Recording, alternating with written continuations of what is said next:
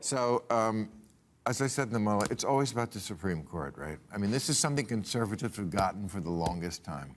They play the long game. They knew this from the beginning. It's about getting the court. That's where the power is. They put 6 Catholics on the court.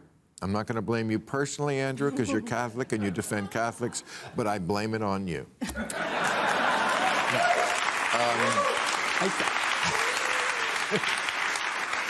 I think you're giving the Republicans more credit than they deserve in this. It was luck to some extent. If Hillary Clinton had won in 2016, this wouldn't have happened.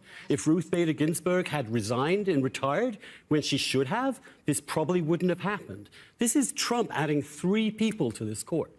And this is real legacy. But it could have happened even with just the person that should have been Merrick Garland. It could have happened. They were trying to, and if it wasn't this time, it would have been the next time. They play the long game, and they know how to win, and they did. But if Hillary had won, she would have appointed 3 too, and then it would have been completely different. So there's a lot of contingency here. Well, Republicans don't play purity politics the way that those of us on the left do. As you mentioned in your monologue, Rusty Bowers, this guy whose life was almost ruined by Donald Trump, still said that he would vote for Donald Trump because for him, the principle was more important than the individual. Whereas those of us on the left are looking for the perfect candidate, and there is no perfect candidate. And so a lot of people stay home, and this is what you get. So what are we going to... Okay, so I agree with the Catholic guy. I don't think the Republicans are that smart. I think Bill Maher is giving them way too much credit. I think that maybe the Supreme Court being Catholic has something to do with it, or the fact that abortion was never in the Constitution in the first place, and federal law and the Supreme Court sets a rule on constitutional rights. They're supposed to protect the rights that are in our Constitution, and abortions were never in our Constitution. That was never a part of our constitutional rights. And so they just corrected what was already supposed to be. So I'm pretty sure that being Catholic has something to do with it, but I definitely don't think it had anything to do with the Republicans playing 4D chess or something like that. Like, the Republicans are pretty much like limp, wet bread at this point. They can't get shit done. So I agree. Bill Maher is giving them way too much credit. And for the other woman, the thing is that the progressive left, they play purity politics. However, their values and principles don't actually align with one another, and they change so rapidly. The reason why it's a purity test, because nobody knows what the fuck is politically correct anymore when it comes to the left. That's why. And it depends how conservative someone really is. If someone's like a hardcore Republican conservative, they also do play purity politics. But the idea of someone voting on their principles instead of the personality of the president or what he tweets seen as a bad thing, it kind of disturbs me. You should vote on your principles and your values. Anyway, let's continue. So what are we going to do now that we're basically living in like 2 different countries? I mean, you know, there are countries in the world like this. Israel certainly comes to mind. Is sort of, you know, almost officially an apartheid country. It could become one. Belgium, I mean, I don't, you know, I'm a defender of Israel. I don't mean that's their fault. But it's a complicated situation. Belgium, you know, they hate each other, the Walloons and the Flanders or whoever they are, but they don't talk. Czechoslovakia divided. Like, you take Slovakia, we'll take Czech. But America can't do that. But we're going to be living in that kind of country. We've always lived in that country. No. Hold on, it's federalism. If you think that Alabama is always going to have the same politics as Illinois or Oregon, you're crazy. But the same so we laws. only devolve these decisions to the states. That's the genius of the American system. There doesn't have to be one consistent national opinion on everything. We go crazy. We're not talking about opinions. We're talking about laws. Well, the problem is that the pendulum is swinging further and further to the left and the right. So every time the right passes some draconian bill, whether it is about abortion or trans kids or something like that, the left goes and does the opposite. There's no center. There's no center. There's Which you write about often. And I mean... I mean, technically what the data and the graphs show is that the left has gone further and further and further and further and further to the left. And the right has kind of stayed where it always been. That's kind of the definition of conservatism, to conserve the ideologies, principles, and values. So I disagree with her on that. But I will agree that the center is literally disappearing. I mean, even calling yourself a moderate or center, right or left, is sort of seen as like a milquetoast person, like don't want to have an opinion or a say so. Like a lot of people will attack you from the left and the right if you don't take a hardcore stance on either ideology like I do. Like, yes, I have ideologies and principles that somehow swung right, usually because that's what the mainstream media has labeled it as, but I don't really put my feet on either side because I don't like tribes and stuff like that, and I don't want to have to, like they said, pass some sort of purity test. However, I think the majority of people live in the middle. I think majority of people in their everyday lives live in the gray area, live in nuance, and live in the middle. But when they are pushed to say what their ideology is, I think people feel pressured to take one side or the other just because that's just where we are right now in the culture. Also, I think it was kind of funny how like Bill Maher caught himself with the whole like Israel comment. He was like, holy shit, my bosses are Jewish, I need to stop. And I also don't think, once again, pushing the right in the law back to the states is draconian. I actually think draconian is making it a federal law when it was not a part of our Constitution in the first place, forcing religious churches and other people that are pro-life to have to participate in something that is against their morals and their values. I actually think that is more draconian than anything else. And also, I think she's talking about the parental rights control bill that the left has fear-mongered by labeling it the Don't Say Gay bill. I think parents being able to be aware of what type of sex ed is being taught to their kids, or if teachers are talking to their first graders, second graders, and kindergartners about being able to transition, about sexuality, about their genitals, I think it's okay for parents to be aware of those things. I also don't think that is draconian, but calling it is draconian is just another way to fearmonger that anything that is considered conservative is horrible and bad. But anyway, let's continue. America, until today, is the only Western country to have abortion as a constitutional right. Not. No other, not even Canada, not Germany, not any of the other liberal countries. They did it by democratic rule, and the Congress could do it today if they wanted to pass a law saying abortion is legal in every state. But they don't have the votes because this country is divided. This case that forced this decision, Dobbs, was a case that said that abortion should be legal for 15 weeks.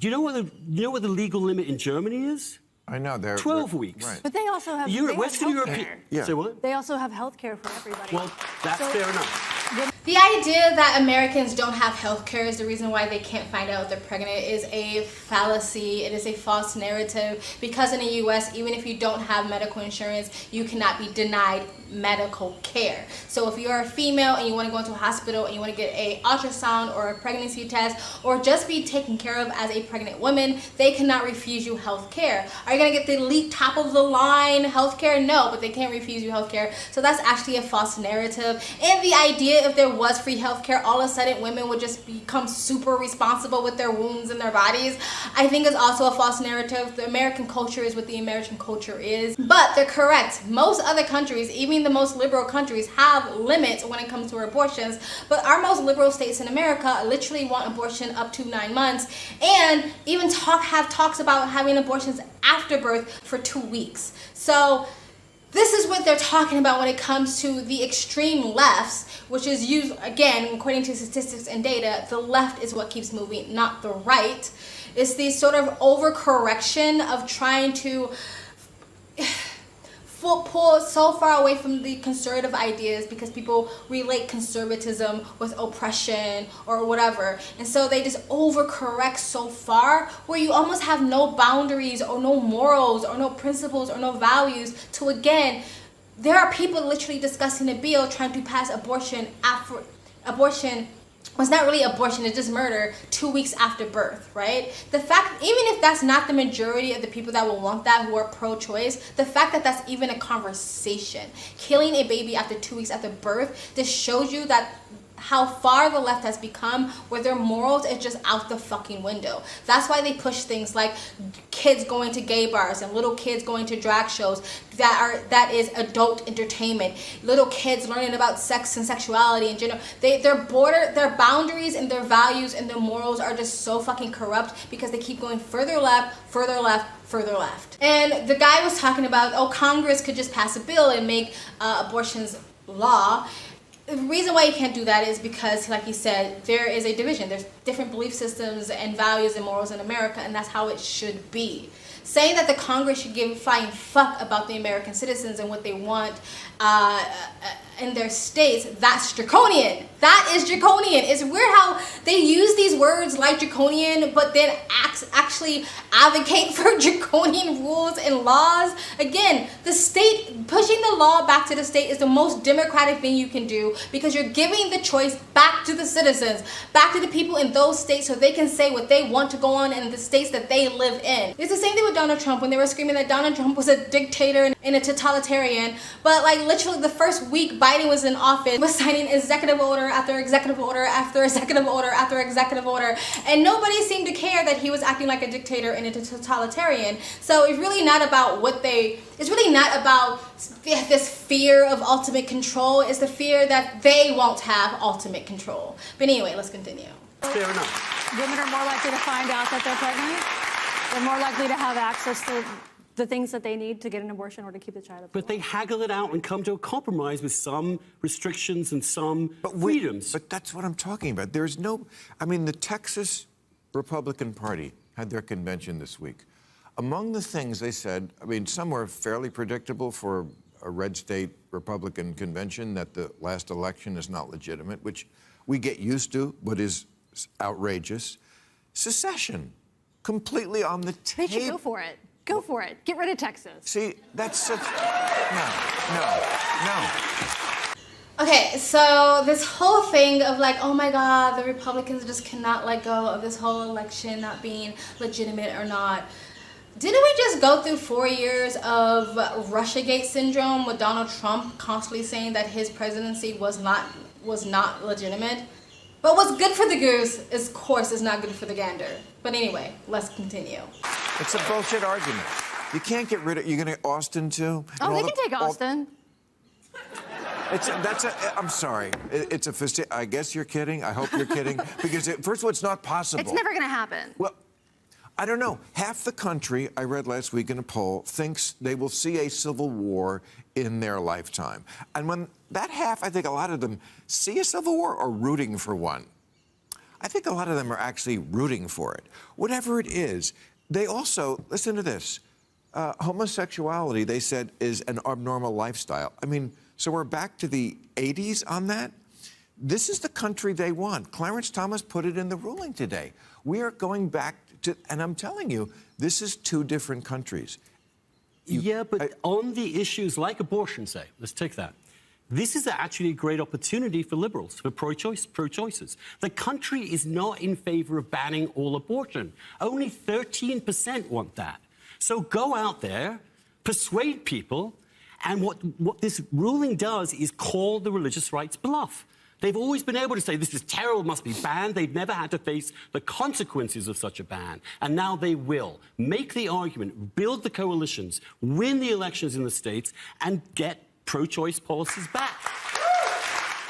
I mean, he's right. As much as I'm personally pro-life, that is the steps to take. But if a bunch of feminists on TikTok keep fear-mongering the idea that abortion was completely and outrightly banned, then the people that actually want pro-choice laws to stay won't even know the proper steps to take in their states to keep it from being banned in their states, because they're not actually being well educated what actually is happening when it comes to the overturning of Roe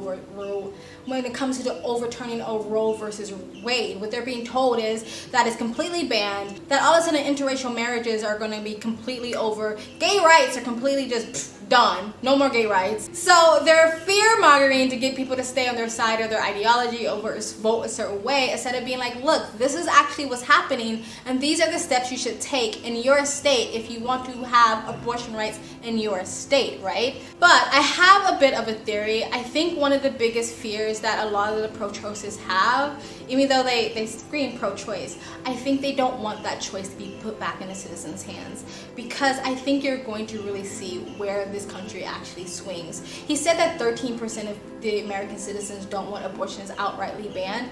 First of all, outrightly banned is a huge general phrase, right? What does that actually mean? Does that mean that 70% of Americans only want abortions up to 4 weeks? 6 weeks? 12 weeks? That is extremely restrictive compared to the pro-abortionists that are screaming in the streets and splashing fake blood between their legs. However, I would also want to know how that poll was conducted, the question that was actually asked to get those results, because a lot of times those questions are biased, very, very general, you know what I mean? They might ask something like, do you think women should be forced to carry a baby? And people might be like, well, no, I don't think women should be forced to carry. Oh, okay, so you're against abortion. You know what I mean? They ask us the question a certain way. So I will be curious about how they asked the question, who was actually taking the poll, how biased leaning that it was. But the truth of the matter is that if you ask a lot of people about their opinions about abortions, they will say that they're personally pro-life. They just don't want to force it on other women. Like, that's what I have said. So when you give people back that personal option and that personal choice, when they're alone in those voting booths and they actually have to question their own morals and their values, I think that's what the pro-choicers are scared about. I think that they're going to realize that it's not the majority as you think it is. And I would be careful calling the religious right-wing bluff. I think you're not going to win on that one. Look, a lot of people are coping right now. What's going to happen in the next couple of years is that it will just become normalized. People will just learn how to cope with it, and then move to the states that are more progressive when it comes to abortions, and move to the states that are more restrictive when it comes to abortions, and move to the states that's just in the middle and that's moderate, right? And people are going to, vote out politicians that are more progressive and vote in politicians that are more right-winged, and vice versa. People will just adjust over time. I also want to say that I appreciate that they didn't get all emotional. I mean, Bill Maher did a little bit of the fear-mongering about like, oh my god, like people think gay is being weird or something like that. Like, that's nothing new. Like, religious churches have always thought that. Like, but he's pointed it out like, this is new, it's coming. Like, no, you just said you went to a right-wing religious convention. What were you expecting? But I'm happy that they didn't break down into emotional language and screaming and sort of manipulation of what this law actually is. I really do actually appreciate that. Anyway, guys, tell me what you think in the comment section below. Please like, comment, and subscribe. Hit that bell to get notifications when I do upload. All of that really does help with the algorithm, guys. And if you'd like to support this channel any further, you can donate. My PayPal and Cash App link is in the description box below and also in the comment section. Of course, it helps, but you don't have to. You can just like, comment, and subscribe. Another great way to support this channel is either join my brand new membership program, different levels, different tiers, different perks, or you can visit my brand new merch shop. Links down below. And links to all of my alternative platforms, my socials, and including my Twitter, and all the ways to support me and all the ways to contact me for business is always in the links down below. I also have a second travel vlog channel. I travel as a lifestyle, or I live abroad. If you'd like to know where I am in the world, you can go to the description box below, and also in the comment section, hit the link, go subscribe to my travel vlog channel, or follow me on my travel Instagram. My stories is usually what's most up to date. And I also have my other channel, Speak Freely, links down below, and you guys have an amazing day. Bye!